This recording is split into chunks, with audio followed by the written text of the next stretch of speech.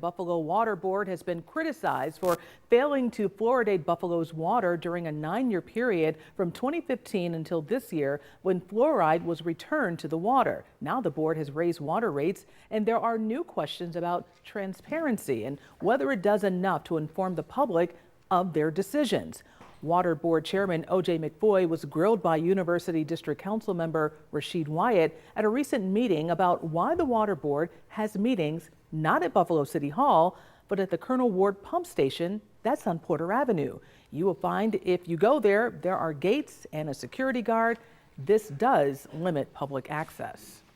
But it's got to be a public dialogue, and it shouldn't be on the outskirts of nowhere because nobody knows where you are. If you send out a notice, they probably don't even know where Colonel Ward is. I hope that we can look at this and we can really do something better as far as informing the public.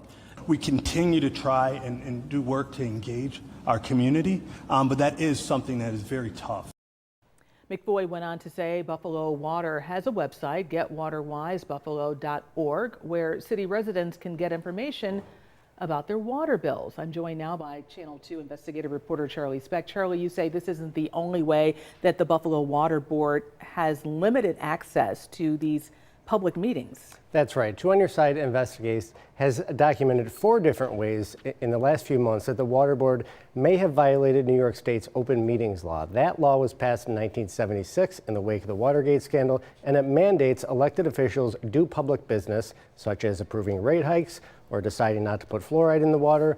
They are supposed to do that business in the open and not behind closed doors. What other ways does the Buffalo Water Board appear to be violating that open meeting law that's important to people? Well, the board had a meeting on September 18th. They were supposed to have a meeting rather, but when I showed up there, we were denied access to the meeting because it had been rescheduled. However, the city did not give public notice about the rescheduling of the meeting, and the open meetings law states that meeting dates and times need to be posted at least 1 week in advance. The board has also suggested that only certain people are allowed to attend the meeting in person, and it has failed to post the minutes of its meetings in what appears to be a clear violation of that law.